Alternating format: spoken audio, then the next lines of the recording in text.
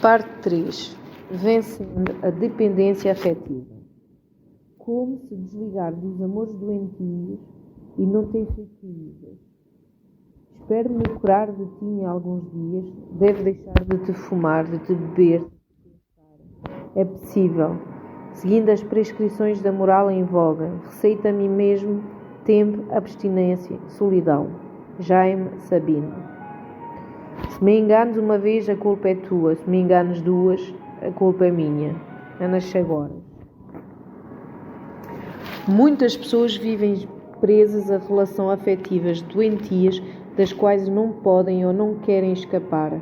O medo de perder a fonte de segurança e ou bem-estar as mantém atadas a uma forma de tortura pseudo-amorosas de consequências fatais para a saúde mental e física.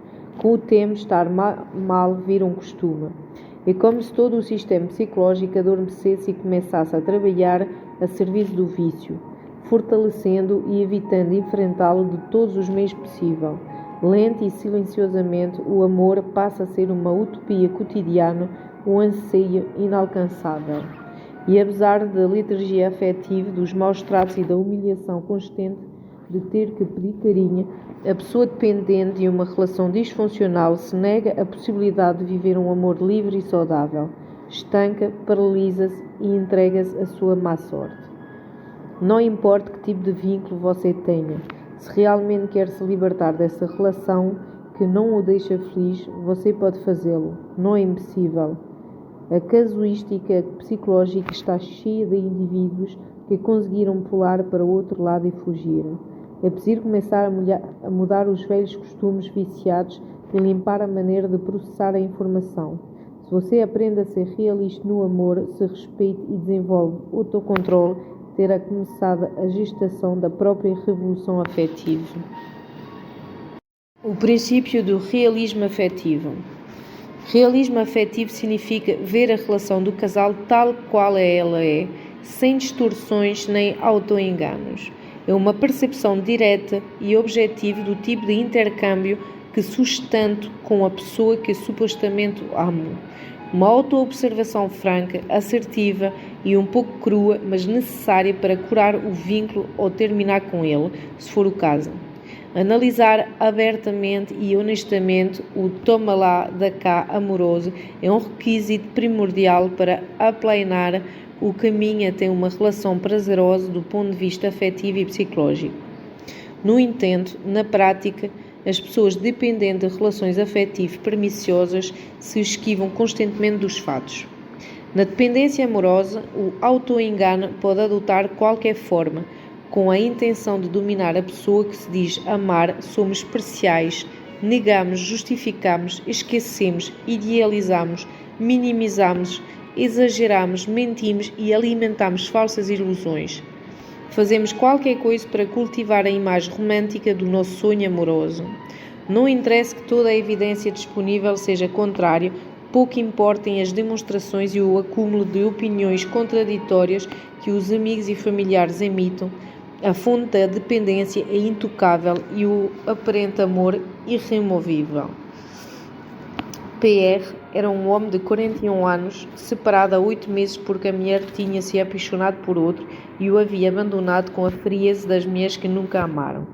Sozinho, bastante deprimido e profundamente ferido, iniciou a típica perseguição de conquista masculina.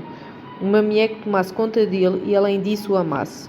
Depois de sair com vários pretendentes e de rejeitar as opções que o meio lhe oferecia, decidiu direcionar a sua energia para uma mulher casada, colega dos terrível. Se fizeram, ela ia separar-se, ele ia assumir satisfeito o papel de marido e pai postiço das filhas dela. O entusiasmo do meu paciente chegava à euforia e às vezes perigosamente ao delírio. Encontravam-se até 4 vezes por semana, se falavam por telefone a toda hora e um não podia viver sem o outro. A afinidade era quase completa e incluía senso de humor, valores, sexo desdobrado em orgasmos múltiplos e compatibilidade de sobras nas atividades intelectuais, musicais e culinária. O casal perfeito. Como, de acordo com a minha experiência profissional, os amenos que têm estado civil diferente não costumem chegar a lugar nenhum, sugeri que PR tivesse moderação, prudência e bastante realismo para não se machucar. Quando um dos dois envolvidos está casado e o outro plenamente disponível, o que sai perdendo é o segundo. Ainda que o amor costuma ser considerado um fator determinante para concretizar um casamento, a falta dele não é visto como motivo necessário e suficiente para desfazer a relação. Dito de outra forma, para que houvesse motivo válido para um divórcio, o marido da amante do meu paciente deveria ter matado alguém, violentado uma criança ou está morto. O meu cliente insistia em manter expectativas. Frases como: ela vai se separar na próxima semana ou já temos uma data, se tornaram comuns durante as consultas. No entanto, no último minuto, sempre aparecia um mas. Uma vez o marido havia entrado em depressão, noutra ocasião os negócios iam mal e na última o sogro agonizava. Minhas confrontações eram sistemáticas e firmes, mas PR não fazia mais do que desculpar as reiteradas dúvidas e retrocessos da sua futura mulher. Por exemplo, se ele dizia, ela não pode viver sem mim, e eu respondia, parece que também não consegue viver sem o marido. Ele reagia com fúria e indignação. Não é verdade, você não entende.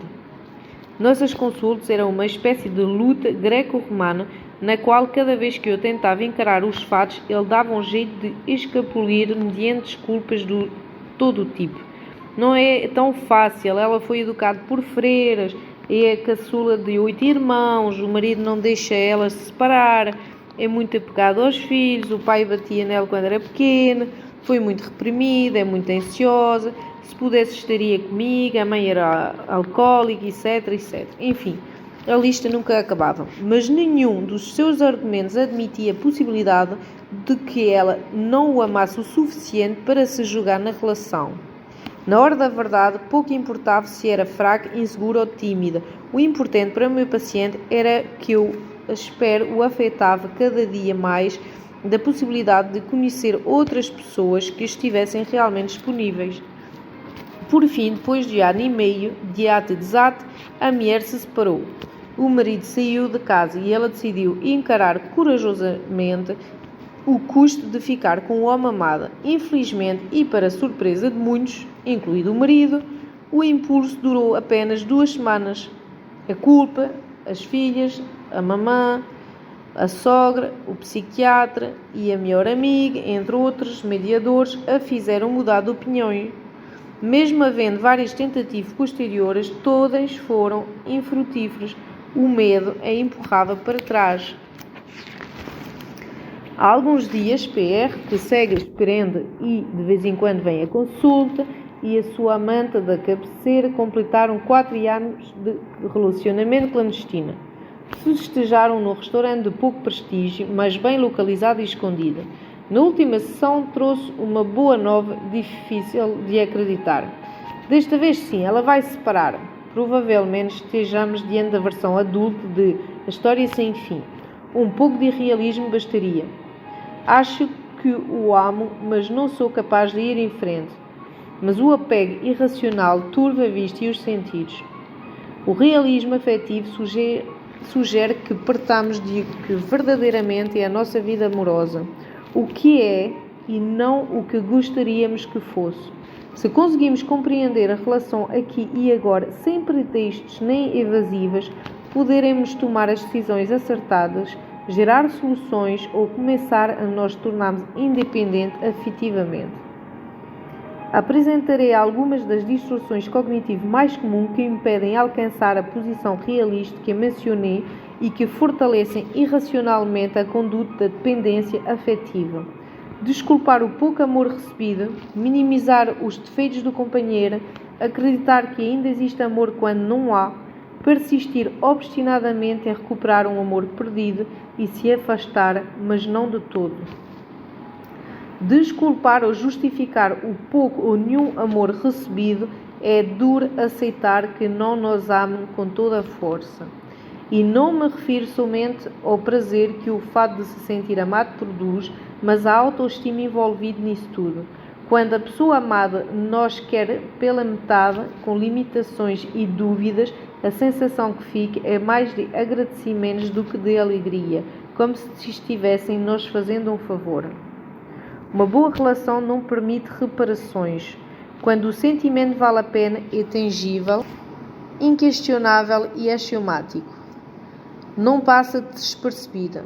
Não requer terapias especializadas nem reflexões profundas. Nota-se, como dizia Teilhard de Chardin, em que momento os amentes chegam a se possuir plenamente, senão quando estão perdidos um no outro. Se há dúvidas, o afeto está doente. Curá-lo implica correr o risco do que se acaba deixá-lo como está a fazer o vírus se propagar. A pessoa que é dependente afetivo sempre prefere a segunda opção. Ele me ama, mas não percebe.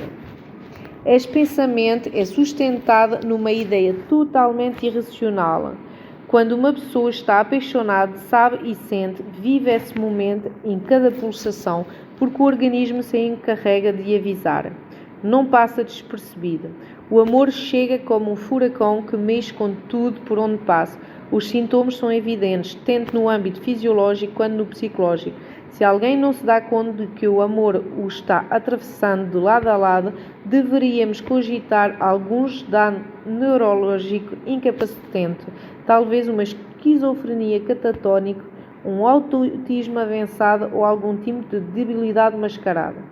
O amor nunca é ignorante. Se alguém não sabe se ama, na verdade, não ama. Os problemas psicológicos impedem de me amar. A maioria das pessoas dependentes que não se sente amada tende a justificar o desamor do seu parceiro por meio de causas psicológicas ou de traumas infantis. As razões mais comuns dizem respeito à timidez, à introversão ou medo de se entregar, aos problemas de personalidade, à má educação ou o famoso Édipo não resolvido. Um número considerável de mulheres e homens afetivamente rechaçados inicia uma romaria de especialista em especialista para encontrar algum tipo de alteração que explique a indiferença do parceiro. É certo que algumas desordens psicológicas podem produzir uma queda transitória na capacidade de amor, como é o caso da depressão. Também é verdade que existem transtornos de personalidade que bloqueiam todo contato afetivo, por exemplo, os esquizoides. Inclusive, há alterações de origem hormonal e metabólica que minguam o prazer da troca afetiva. Entretanto, na maioria das vezes não se chega ao desamor por uma causa orgânica ou psicológica, mas por puro desgaste. Um belo dia, o amor, supostamente inalterável e ultra-resistente, cai sobre si mesmo. Simplesmente se acaba ou nunca existiu. Ainda que resistamos a acreditar nisso, se nós descuidarmos do afeto, ele pode se extinguir para sempre. Como é óbvio, é menos doloroso acreditar que o afastamento da pessoa amada se deve a uma anomalia e não ao desafeto. Dizer está doente não dói tanto quanto dizer se cansou de mim. Ao menos no primeiro caso fica a possibilidade de alguma droga milagrosa, quem sabe um Viagra afetivo, e no segundo, se somos dignos, só nos resta sair da cena em silêncio. Se os problemas psicológicos do seu parceiro o impedem de lhe dar um carinho de que você precisa, ajude-o. Se apesar de ele saber do seu sofrimento não pedir ajuda, questione o seu amor e a sua conduta. E se não há alterações evidentes à vista, chega mais perto. É possível que a causa do desamor não seja outra coisa que desamor. Este é o seu jeito de amar. Ninguém nega que há estilos pessoais de amar, mas alguns são francamente suspeitos. Por exemplo, se o jeito de amar do meu parceiro incluísse antipatia, indiferença, egoísmo, agressão e infidelidade, não me interessaria aderir ao seu estilo afetivo. Mais ainda, se fosse capaz, questionaria seriamente a relação. Uma das minhas pacientes estava casada havia 6 meses. Neste tempo, o marido havia concordado em ter apenas 2 relações sexuais, incluindo o período de lua de mel. As 2 experiências haviam seguido a mesma rotina. Ele se deitava de barriga para cima, não movia um dedo, tapava a cabeça com o lençol, ofegava e dizia palavrões enquanto ela tinha que fazer todo o serviço, obviamente sem muitos resultados. Ainda que tivessem sido noivos por 3 anos, a moça tinha-se casado virgem e não era muito experiente na matéria. Depois de explicar a ela que o comportamento do marido era bastante distante de uma conduta sexual aceitável, sugeri que conversasse com ele sobre essa inquietação e o convidasse para as nossas consultas. Ela temia tocar no assunto com ele, mas aceitou. Na consulta seguinte, chegou mais contente e tranquila. Quando perguntei por seu dever de casa, ela disse que estava muito melhor porque o marido havia explicado que esse era o jeito dele de amar e que muitos homens faziam amor daquela maneira. Tentei fazê-la compreender que a pouca frequência, a ausência de contacto físico, a incapacidade de ejacular e a falta de desejo configuravam um estilo que não iria satisfazê-la nem sexual nem afetivamente. Acrescentei que, no meu ponto de vista, estávamos diante de uma alteração psicoafetiva ou de um problema sexual que precisava de tratamento. Depois de pensar a este respeito por alguns tempos, decidiu tapar o solo com a peneira. Talvez não tenha sido suficientemente boa para ele, ou a errado sou eu. Se não conseguir reverter a situação, prometo que volto às consultas. Às vezes, sobretudo se o parecer é preguiçoso e passivo, pegar o problema para si e assumir a responsabilidade total pelas falhas cria uma estranha sensação de alívio. Sentir-se culpado é muito desagradável, mas assumir o peso gera um lucro secundário. Se eu sou a causa do problema, a melhora da relação dependerá de mim e somente de mim. Minha paciente voltou depois de 2 anos com um novo motivo. Tivera relações sexuais com outro homem e estava decidida a não seguir se enganando. Meu marido está doente. Já percebi que o comportamento dele não é normal, mas ele se nega a receber ajuda. Nem sempre as comparações são odiosas. Ele me ama, mas tem impedimentos externos. De acordo com a ciência moderna, os homens são especialmente sensíveis ao estresse. Por isso, imputem a eles todo tipo de incompatibilidade com o desenvolvimento normal do amor, desde a impotência até o desamor. Trabalho em demasia, saldo negativo no banco, agressão ou cansaço crónico, qualquer desculpa é boa para explicar, no fundo, para justificar distância afetiva. De acordo com o que sabemos em psicologia, os problemas externos podem causar irritabilidade, cansaço e um pouco de mau humor, mas não necessariamente desamor. Não deixamos de amar o outro porque estamos cansados. Ao contrário, buscamos o outro para nos aconchegarmos. Quando o indivíduo está preocupado e intranquilo, o companheiro ou a companheira pode ser o apoio, o oásis onde repousar. Mas se o afeto é fraco, pode se transformar num problema a mais. As vicissitudes da vida cotidiana podem alterar ou destemperar um pouco o amor, mas não o anulem. Isso é por lenda. Se somente amem você quando não há problema, seu amor já está na terapia intensiva. Recomenda-se atenção imediata. Mais uma frase. Vai-se parar. Como explicarei em diante, na vida há coisas que não se pedem porque devem ser dadas de modo próprio, ou seja, voluntariamente. Se você tem que pressionar, perseguir e ameaçar a pessoa amada para que ela se separe, vai pelo meu mau caminho. Muitas vezes dizer não posso me separar significa, na verdade, que a pessoa não tem coragem de fazê-lo. O princípio é concluente. Se amassem vocês verdadeiramente até as últimas consequências, estariam ao seu lado. Minimizar os defeitos do outro ou da relação. As pessoas independentes afetivas tendem a reduzir os defeitos do companheiro ao mínimo para assim poderem levar melhor a relação e diminuir os riscos de rompimento. Quando a minimização é exagerada, se transforma em negação. Tudo está bem. Não há problemas, ou tudo isso é suportável. A dependência afetiva tem a perigosa propriedade de ampliar as virtudes e diminuir as deficiências segundo convenha. Todo o sistema de processamento de informação é colocado a serviço de auto-engano. A tática consiste em incrementar a indulgência para que as coisas não sejam vistas nem doem tanto. É a estratégia da avestruz. Ninguém é perfeito, ou há casais piores.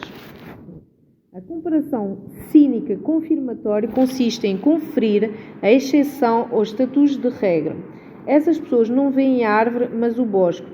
O típico argumento a casais piores tira automaticamente a importância de qualquer defeito ou minimizar ou o faz desaparecer, pois sempre é possível encontrar alguém em pior estado. Como se a estatística, por pura comparação, tivesse a estranha virtude de embelezar o feio e curar o mal. Uma das minhas pacientes, muito dependente e insegura, aceitava que o marido tivesse outra mulher com o pretexto de que todos os homens são infiéis. Um senhor tentava justificar o alcoolismo da esposa, argumentando que toda a nossa cultura é alcoólica. Uma jovem adolescente se negava a terminar uma relação na qual o namorado a agredia frequentemente, assegurando que havia casais piores e que a maior parte das suas amigas também eram tratadas mal pelo namorado. O apego irracional nos faz ver o anormal como normal, inverte os valores e pisoteia os princípios. Não é tão grave. O mecanismo utilizado neste caso é o de menosprezar as deficiências, minimizando as consequências. Ou seja, nada é tão grave ou minha tolerância não tem limites. Um dependente afetivo disfarçado de bom samaritano, tentando reter o seu par de modo que for. Uma mulher não dava importância alguma ao fato de o novo marido ter 30 anos a mais do que ela e já ter-se casado 4 vezes. Suas reflexões eram duas: o amor não tem idade e a separação não é ruim. Quando lhe disseram que sim, o amor tinha idade porque envelhecia e que as pessoas se separavam, mas não tanto quanto o marido dela, negou toda a possibilidade de questionamento. Não acho tão grave. Algum defeito ele teria que ter. Depois de 1 ano e meio, não aguentou mais e se separou. Sim, casamento ruim já é demais. Em outro caso, um homem agredido pela esposa contava que o maltrato era leve porque somente se limitava a insultos, empurrões e cuspidas.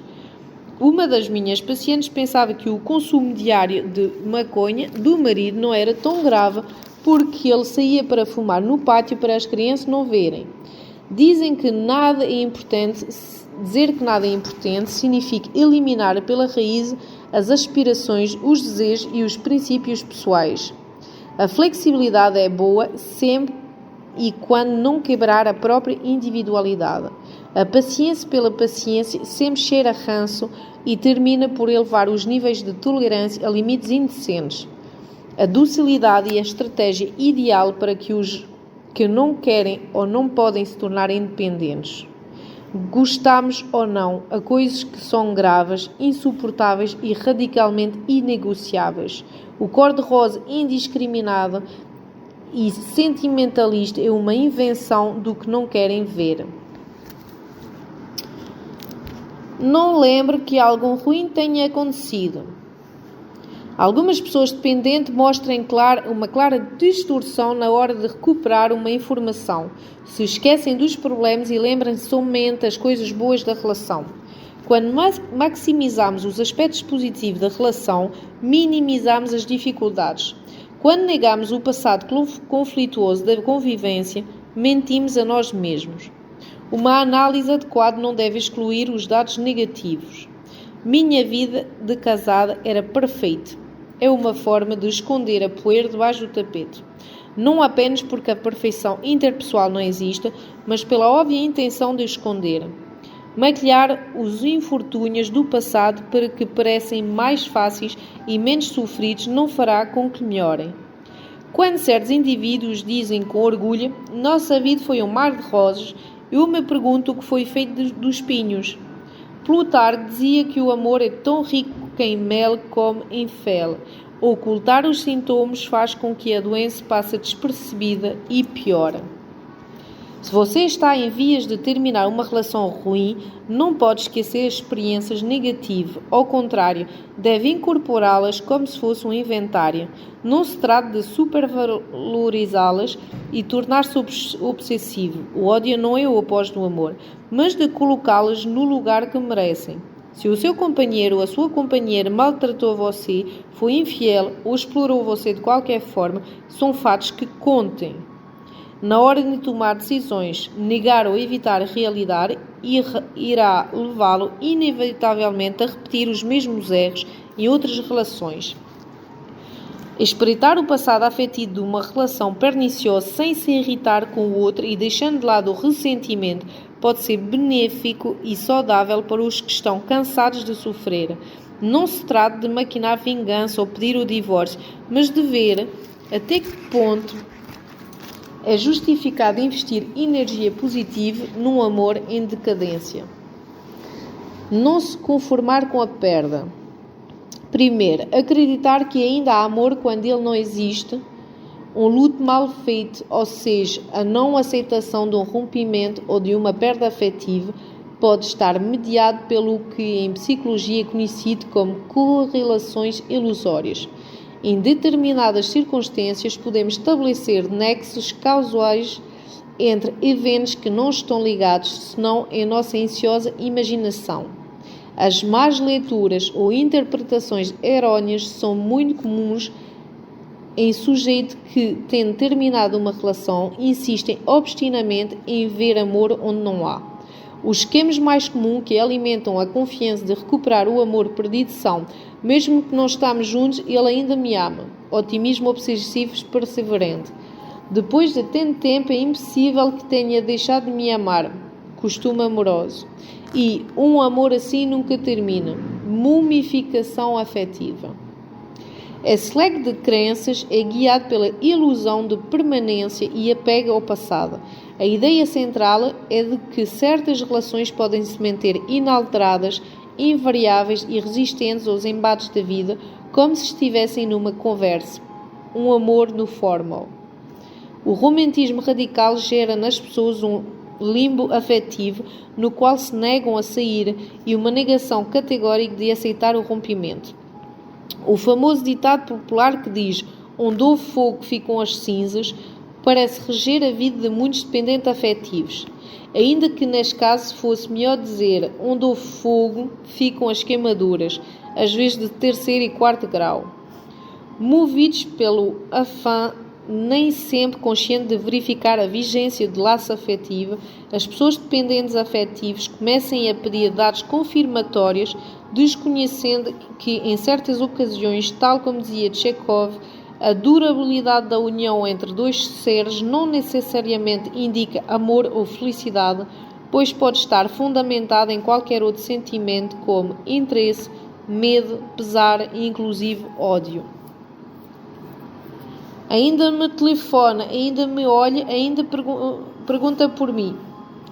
A necessidade de manter a relação a todo custo pode levar a interpretar certos fatos isolados como indicadores de que ainda há amor. Uma chamada telefónica da pessoa que supostamente nos ama pode ser motivada por muitas coisas diferentes de amor, como uma simples nostalgia passageira, confirmar um boato, sentimento de tristeza ou de culpa. Um dos meus pacientes recém-separada interpretava os telefonemas desta mulher para pedir dinheiro como indício de uma reconciliação. Acho que ela está a sentir da minha falta. Suas ilusões terminaram abruptamente quando chegou um pedido de pensão alimentária. Um olhar pode significar que você ainda gosta do seu ex, mas isso não tem nada a ver com afeto. Pode ser uma atração motivada pela recordação, reminiscências hormonais ou até estéticas. Um olhar pode ser originado na intriga de ver como sobrevive sem mim, se emagreceu ou engordou, como se vestiu, com quem anda. Se o olhar está impregnado de malícia e sedução, é possível que haja algo mais, mas não significa necessariamente proximidade afetiva. De maneira similar, se perguntem por você, o motivo pode ser pura e simples curiosidade. Antes de se entusiasmar, esteja seguro da razão. Uma das minhas pacientes se alegrava muito quando o ex-namorado, que a havia largado por outro depois de 5 anos de namoro, sem aviso prévio, de vez em quando perguntava por ela. A dúvida virou preocupante e metódica. Por que pergunta por mim? Se já não me amo, por que anda indagando sobre as minhas coisas? A má interpretação a levava a vislumbrar nessa atitude rastros de um afeto que havia deixado de existir havia tempo. Quando pedi a ela que eliminasse a dúvida, que tirasse dos ombros o peso deste dilema e falasse com ele, ela concordou. A tentativa foi produtiva, embora dolorosa. Descobriu que o suposto interesse do amor da sua vida não era outra coisa senão uma forma de expiar a culpa por tê-la abandonada. O fato determinante e cruelmente definitivo foi quando ele decidiu atuar como Cúpido. Eu sei que você não suporta a solidão e quer ajudar. Gostaria de lhe apresentar um amigo que chegou dos Estados Unidos e quer conhecer pessoas, disse ele. Às vezes é preciso pegar o touro pelos chifres e destruir as quimeras que nos impedem de enterrar as relações.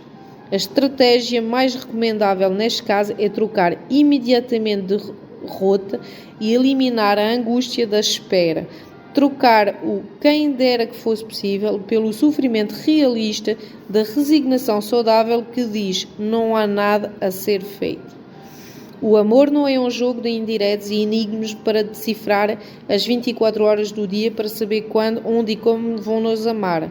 Numa boa relação, não há muito para se traduzir porque fala o mesmo idioma e ainda que existem dialetos, são variações da mesma língua. A melhor maneira de ser um bom decifrador afetivo é conectar a antena na Terra. Ainda fazemos amor. Como já vimos, a sexualidade pode-se mover exclusivamente no terreno fisiológico e criar dependência. Pode-se fazer sexo sem fazer amor ou se pode ter sexo sem ter um amor. Qualquer pessoa pode se apegar sexualmente a outra, mesmo que não exista afeto. Em um número considerável de casais separados, o desejo sexual segue presente, não obstante o afeto terá desaparecido. Em outros casos, apesar de haver vivenciado um relacionamento sexualmente frio, a libido se perturba inesperadamente depois do afastamento. Da noite para o dia, a ex ou o ex começam-se a transformar misteriosamente nos seres mais sensuáveis e eróticos do universo. Surge uma atração tardia e desconhecida até então que sacode o sistema límbico e os impulsiona a um êxtase de consequências imprevisíveis. A verdadeira problemática surge quando o sexo se transforma ilusoriamente na prova maior do que amor está vivo. Seguir fazendo amor com uma pessoa que amamos, mas que não nos corresponde, é uma loucura. Cada encontro clandestino é uma confirmação de um sim com sabor de não e uma afronta à autoestima. A esperança em carne viva. Não esquecemos que ser desejável não implica ser amado. Em suma, desejo não é amor. Outra. Ainda não tem outra pessoa ou ainda está disponível. O pensamento que alimenta a esperança de reencontro é o seguinte: se a pessoa que amo segue sozinho, tenho chance. Ou, numa versão mais entusiasta e atrevida, sou insubstituível ou ele não conseguiu me esquecer. No entanto, os fatos também podem significar outra possibilidade menos otimista e mais dolorosa. A pessoa que amo prefere ficar sozinha a estar comigo. É fatal para qualquer ego. Se a pessoa que diz amá-lo prefere estar sozinha e estar com você, coloque em dúvida o amor dela. Por definição, nenhum apaixonado, podendo escolher, prefere a solidão a estar com o ser amado. Nesses casos, é melhor levar o amor para outro lugar.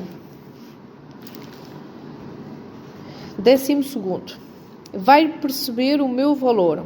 É possível que, em certos casos, essa afirmação tenha base na realidade e algum dia a pessoa que hoje nos rejeita cai em si, se arrepende sinceramente e faça um reconhecimento público do velho amor perdido. Mas o problema é de tempo, ou seja, quando? Conheci pessoas que demoraram anos para descobrir o afeto, mas quando isto aconteceu, já era tarde. Muitos solteirões e muitos solteirones no silêncio de mais profundo orfandade afetiva, se repreendem por terem jogado a vida numa só cartada, um sonho interminável que se transformou em decepção. O quanto é preciso esperar? Semanas, meses, anos? A demora é justificada? Não é melhor oxigenar a vida com alguém que não precise de retiros espirituais e de ausência em lugares distantes para reconhecer que somos passíveis de ser amável? Apesar de o senso comum dizer que precisamos perder as coisas para valorizá-las, no meu ponto de vista, e me referindo exclusivamente a uma questão de respeitabilidade pessoal, o simples fato de terem que me perder para me valorizarem é ofensivo e, além disso, maçante. Se você é uma dessas pessoas que está esperando a avaliação para ver se passou no exame como marido ou mulher, lembre que você não é objeto negociável. A avaliação afetiva é sempre insultante. No entanto, se o que foi dito até aqui não o convenceu, talvez a estatística consiga mexer com você. Os que duvidaram afetivamente por uma vez, voltaram a duvidar. Poderão ocorrer mais testes. É maior não viver na corda bamba. Se não amem você hoje, não o amem. 2. Não se conformar com a perda. Persistir obstinamente em recuperar um amor perdido. Não se dar por vencido e lutar até a morte é recomendável em muitos aspectos da vida, mas quando se trata de amores difíceis ou impossíveis, é preciso ouvir os conselhos com cuidado. Em determinadas circunstâncias, aprender a perder e se retirar oportunamente pode ser a melhor escolha. Quando a perseverança se transforma em obstinação, a virtude cede espaço para a imaturidade.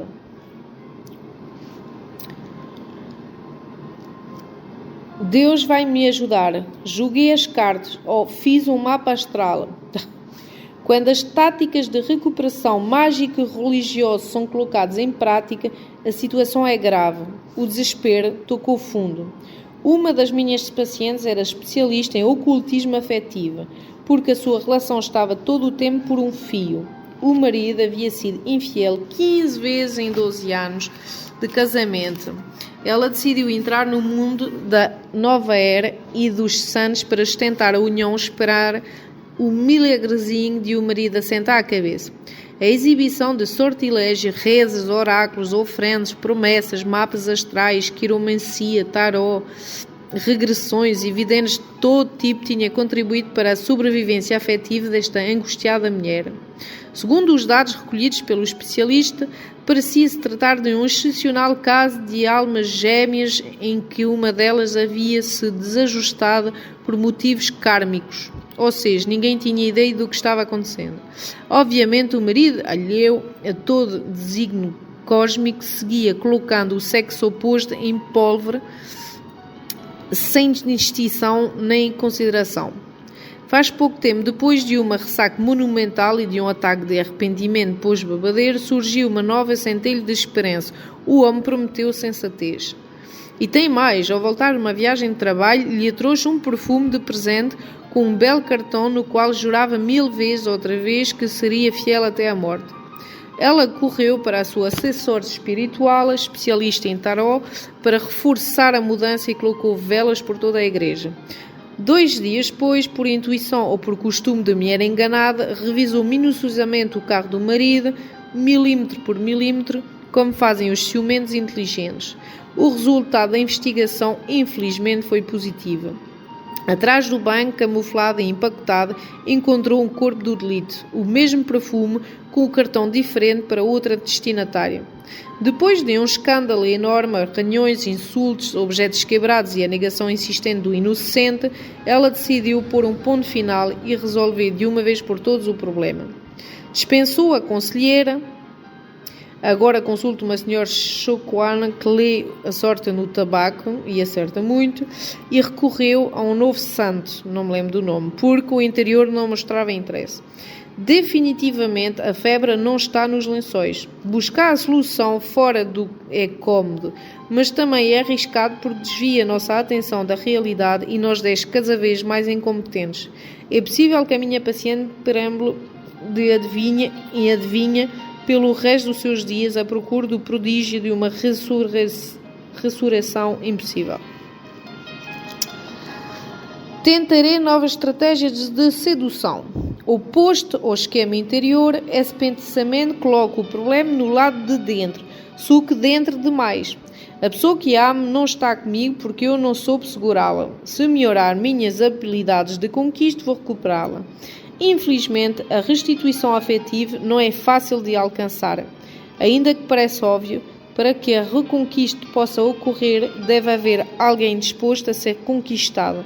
O amor não é como a guerra ou a tomada de poder. O amor perdido não é restabelecido mediante o assédio e a perseguição obsessiva.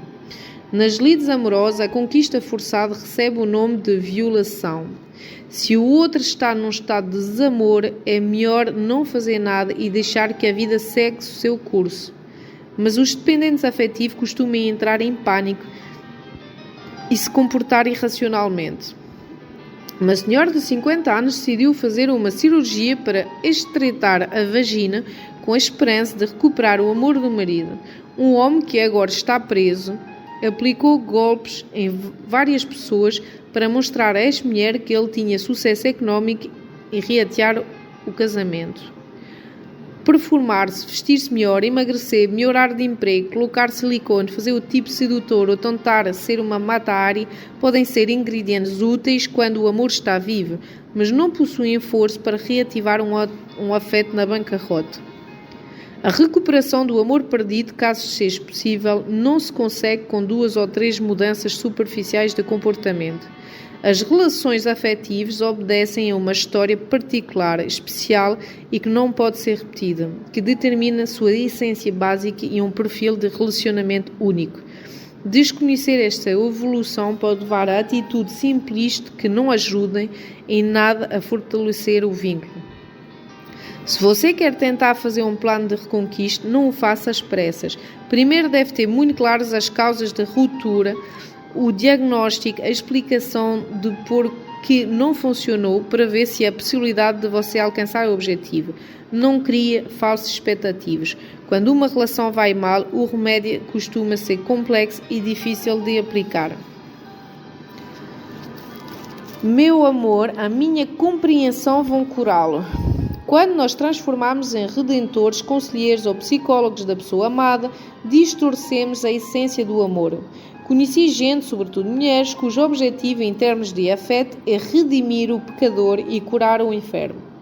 Infelizmente, e sem dar uma de pessimista, a experiência mostrou que o suposto poder curativo do amor entre casais deixa bastante a desejar. Ao contrário, o amor mal dosado, às vezes chamado de incondicional, pode produzir sintomas colaterais e reforçar o comportamento que precisamente se pretende modificar. Por exemplo, querer curar uma pessoa infiel crónica, dando a ela amor a granel e sendo tolerante com suas enganações, é uma inocência com traços de cumplicidades. De forma semelhante, crer que um alcoólico controla o vício exclusivamente com afeto indiscriminado e quase impossível. Os que frequentam os alcoólicos anónimos sabem melhor do que ninguém que o amor por si só não é suficiente para modificar a conduta do viciado. Algumas pessoas com vocação para mártires decidem adotar o companheiro ou a companheira e carregar nos ombros a reparação de todos os seus males. Sem mais armas do que o amor brioso, cheio de otimismo, empreendam a reabilitação do ser amado. Meu amor vai fazê-lo mudar. Quando se sentir amado, perceberá os seus erros. O amor tudo pode, algo assim como o Clube dos Curandeiros Afetivos. Ainda que os românticos entram em crise e o idealismo amoroso vira pó, o realismo nessa área é imprescindível para poder alcançar a independência afetiva. Ninguém nega que o amor seja o principal motor na relação a dois. O que estou afirmando é que de maneira alguma é suficiente por si só para que uma relação próspere. O sentimento em estado puro não chega a preencher as expectativas de uma boa convivência e tão pouco basta para que a pessoa amada seja curada. O amor não é tão poderoso. Não se conformar à perda, é a terceira. Afastar-se, mas não completamente. Nos dilemas afetivos, as pessoas dependentes não querem perder nenhum benefício. Não importa quão doentia seja a relação, o fundamental é conservar a pessoa amada, nem que seja aos pedaços. O medo de ficar sem afeição os leva a estabelecer metas incompletas, adiamentos incomodados e remédios insuficientes. Vou deixá-los aos poucos. A não ser que se trate de um paciente internado e sob cuidado médico direto, se afastar paulatinamente de fonte do vício não é a estratégia mais recomendada. Vou consumir cada dia menos crack. Chega a ser risível para os que conhecem o assunto. O vício não é rompido lentamente. Pode haver retrocessos, avanços, recaídos, mas a luta é sem trégua. Para uma pessoa com predisposição ao vício, não há meio termo. Uma tragada, um gole ou o menor consumo pode ser definitivo para fazer com que a tenebrosa porta do vício volte a se abrir. Vou deixar a pessoa que amo porque ela não me convém, mas pouco a pouco. É como dizer que me vou injetar menos. É um auto-engano típico. Na realidade, o que queremos é prolongar a permanência dos estímulos afetivos. Uma das minhas pacientes levava uma vida totalmente dupla.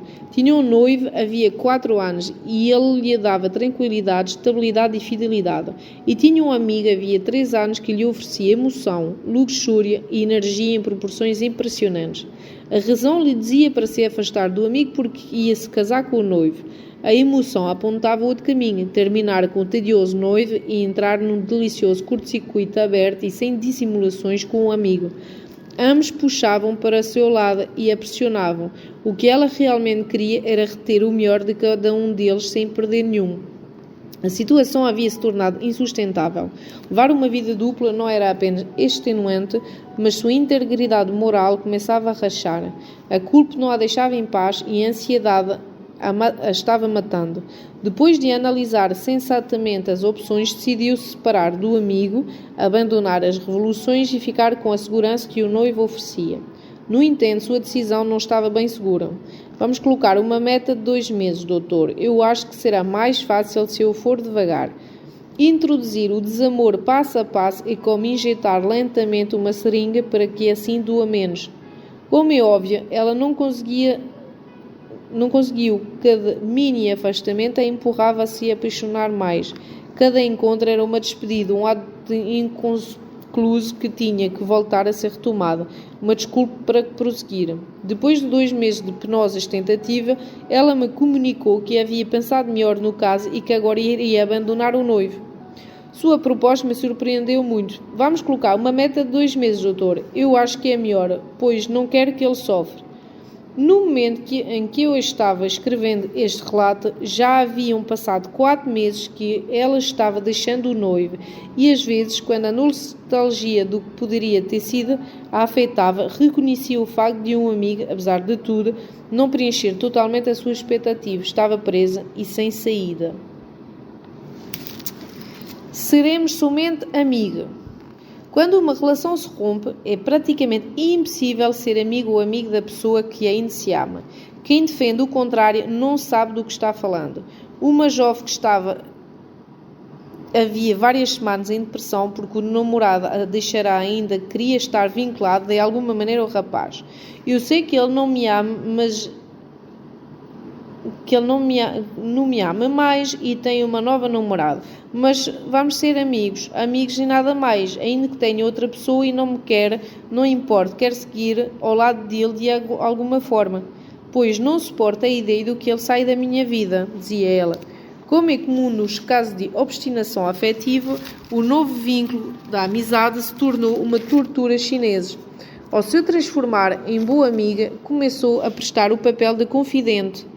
Não apenas tinha de suportar vê-lo com o outro, mas também tinha de ouvir suas intimidades afetivas e apoiá-lo em decisões que a afastavam cada dia mais de uma possível reconciliação. Com o passar das semanas, a angústia ficou insuportável. Estar com a droga e não poder consumi-la era dolorosa. Vê-lo, falar com ele e desejá-lo em silêncio a levaram, num momento de desespero e incapacidade, a atentar contra a própria vida, felizmente sem sucesso.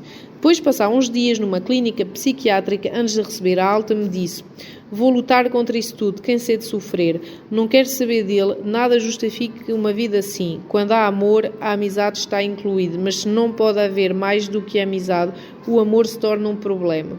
Não quero tê-lo como amigo, não consigo. Para sobreviver à perda, alguns dependentes afetivos inventam uma engenhoca amorosa que não é uma coisa nem outra. Um namorigo, uma mistura de amigo com namorado com acessório de fábrica. não demorarão a aparecer variações sobre o mesmo tema. É possível começarmos a ver maridos que aparecem em namorados, esposamentos, mistura de esposamento e outras experiências afetivas que permitem manter a ilusão de um encantamento que já não existe. Seremos somente um amante apaixonado, um amante deslocado. Os jogos de prazer, os instantes de descanso e a paixão fluida e alegre que devem caracterizar os bons casamentos se transforma com a dependência num amaranhamento afetivo, num nó gordiano em que qualquer tentativa de desfazê-lo pode deixá-lo ainda mais forte. Um ambiente ideal é como uma casinha num pinheiral, com cervos, flores, água claros, raio de sol atravessando as enormes copas das árvores. É um conto de fadas com seco, afinidade e nada de complicação. Mas a cabana de troncos não tem piso, não permite o outro andar nem construções anexas. Mais ainda, se tentassem subcarregá-la, cairia com o seu próprio peso. Virar a mente da pessoa amada com a desculpa de não nos afastarmos completamente é a pior das decisões. Não somente impedimos a elaboração do luto, mas prolongamos o sofrimento por tempo indeterminado. E se a relação era ruim ou pouco conveniente, é pior ainda, pois estamos desperdiçando uma boa oportunidade para terminar de uma vez por todas com a tortura de estar mal casado. Para concluir, como você percebeu, a amante dependente utiliza uma infinidade de subterfúgios e enganos para tentar salvar o amor perdido. Não importa quão inconveniente ou danosa a dependência afetiva, não mede consequências. É cega por natureza. Se você está numa relação doentia e tem medo de sair dela, ou perdeu a pessoa amada e não consegue aceitar o fato, é provável que você utilize alguns dos 18 pensamentos perturbadores que destacamos. Todos obedecem à mesma necessidade de reter a fonte de apego por meio de autoengano.